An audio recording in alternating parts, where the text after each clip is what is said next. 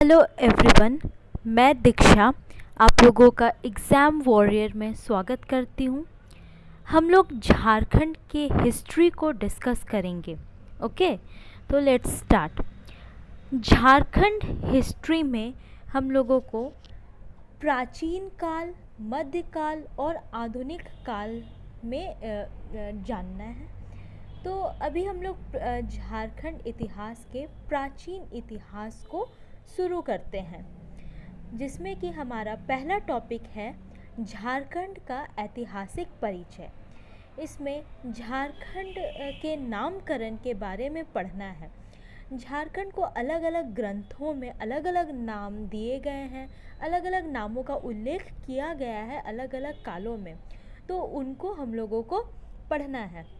Okay, तो start करते हैं हम लोग। झारखंड यानी झार का मतलब होता है वन, खंड का मतलब प्रदेश, तो झारखंड का शाब्दिक अर्थ हो गया वन प्रदेश। झारखंड नाम देने का कारण यह है कि झारखंड में वनों और झाड़ियों की बहुलता थी। झारखंड का उल्लेख ऐतिहासिक ग्रंथों में अलग अलग नामों से है। तो प्रथम साहित्यिक उल्लेख ऐत्रेय ब्राह्मण में मिलता है। किस में मिलता है? ऐत्रेय ब्राह्मण। कब? तो 13वीं शताब्दी में, और नाम दिया गया था पुंड या पुंड्र। ठीक है, आगे। झारखंड नाम एंशियंट टाइम, मिडिवल टाइम और मॉडर्न टाइम तीनों कालों में अलग अलग नाम से जाना गया है। इन तीनों कालों को हम लोग एक एक करके डिस्कस करेंगे। तो सबसे पहले एंशियंट यानी प्राचीन समय में। पुराणों में क्या नाम था? तो वायु पुराण में मुरंड, विष्णु पुराण में मुंड, भागवत पुराण में किकट प्रदेश। वेदों में हम लोग देखें तो ऋग्वेद में किकाटा नाम देशो अनार्थ, अथर्व वेद में व्रात्य नाम। वैदिक साहित्य में झारखंड की जनजातियों को कहा गया है असुर। ठीक है, और ऋग्वेद में असुरों को लिंग पूजक या सिस्नो देवा कहा गया है।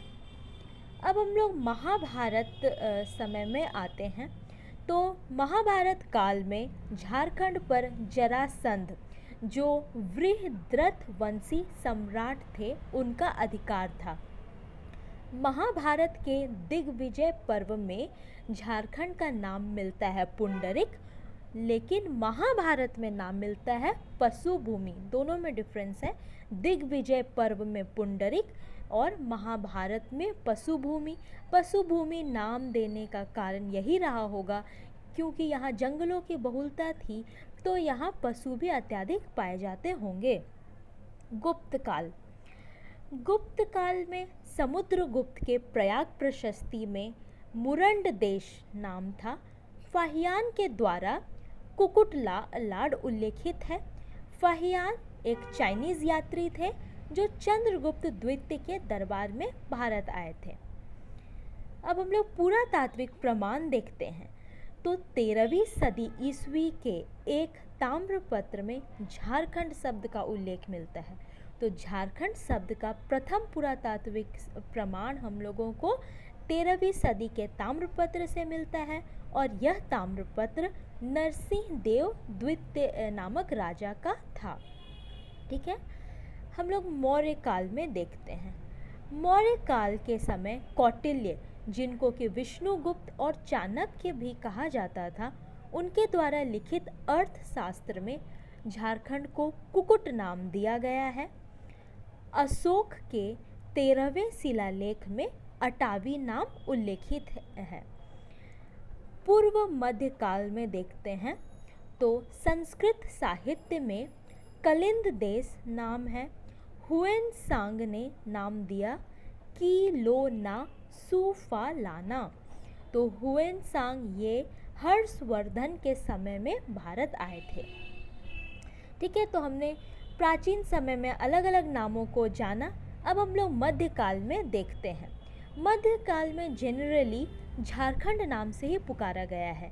अलग अलग किताबों में जो अलग अलग राइटर्स रहे हैं उनके द्वारा नामों को हम लोगों को जानना है। इसमें इम्पॉर्टेंट ये रहेगा कि किस राइटर के द्वारा कौन सी बुक लिखी गई है। ठीक है, तो फर्स्ट है शम्स-ए सिराज, उनके द्वारा रचित तारीख़ फिरोज शाही में झारखंड नाम उल्लेखित है। सलीमुल्लाह की पुस्तक तारीख़ बांग्ला में भी झारखंड, गुलाम हुसैन खां की सियार उल मुतखरीन में झारखंड नाम, अकबरनामा में झारखंड, मलिक मोहम्मद जायसी की पुस्तक पद्मावत में झारखंड नाम, भक्ति काल के कवि कबीर दास की रचना में झारखंड नाम, मुगल शासन के दौरान तुजु के जहांगीरी नामक पुस्तक में नाम था खुकरा या कुकरा, आईने अकबरी में कोकरा या खंकरा। इतिहासकार बुकानन ने बनारस से लेकर के वीरभूम तक संपूर्ण पठारी क्षेत्र को झारखंड रूप में वर्णित किया। ठीक है, तो हमने मध्यकाल में भी नामों को जाना। अब हम लोग मॉडर्न टाइम्स यानी आधुनिक काल को देखते हैं। तो अंग्रेज जो आए थे भारत में, ईस्ट इंडिया कंपनी, उन्होंने नाम दिया था छोटा नागपुर। ब्रिटिश शासन काल के दौरान 1765 से 1833 तक छोटा नागपुर नाम ही यूज़ हुआ। 1834 में अंग्रेज़ों ने इसे south west frontier agency SFWA, Hindi में दक्षिण पश्चिमी सीमांत एजेंसी नाम से एक प्रशासनिक इकाई के रूप में गठित किया, जिसका मुख्यालय कहाँ रखा गया, तो विल्किंसनगंज या फिर विशुनपुर या किशुनपुर, इसी एरिया को बाद में रांची नाम दिया गया है। ठीक है, ओके, तो हम लोगों ने झारखंड के अलग अलग नामों को देखा। संथाल परगना क्षेत्र जो अभी झारखंड का ही हिस्सा है, इस क्षेत्र का प्राचीनतम नाम था नरीखंड या जंगलत्री, बाद में नाम दिया गया था कांकजोल। हुएनसांग ने राजमहल का उल्लेख की चिंग कोयला नाम से किया। संथाल परगना के राजमहल पाकुड़, गोड्डा, दुमका हिस्से को दामिने को कहा जाता था। ठीक है, ओके, अब कुछ अदर पॉइंट्स हैं जो कि इम्पोर्टेंट है, हम लोग देखते हैं। झारखंड को कर्कखंड नाम से जाना जाता था, कारण जनजातियों की अधिकता थी, इस कारण से कर्कखंड। छोटा नागपुर क्षेत्र को जाना जाता है बाय नेम कर्क सुवर्ण। ठीक है, टॉलमी ने नाम दिया था मुंडल। फाहियान ने अपने यात्रा वृतांत में फोक्योकी नाम अपने जो यात्रा वृतांत है फोक्योकी, उसमें कुकुटलाड नाम दिया है।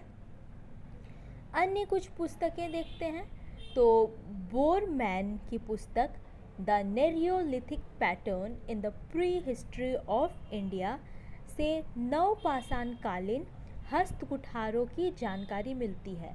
तो 12 प्रकार के हस्तकुठारों की जानकारी मिलती है। DN मजुमदार की पुस्तक races and culture of India से चेरो, खरवार, भूमिज, संथाल आदि जनजातियों के बारे में पूरी जानकारी मिलती है। ठीक है, झारखंड के जनजातियों की जानकारी कुछ और बुक्स से भी मिलती है, देखते हैं हम लोग।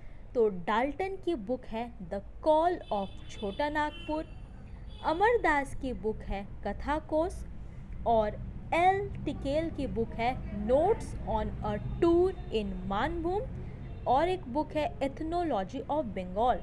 तो इन बुक्स से भी झारखंड के जनजातियों की जानकारी मिलती है।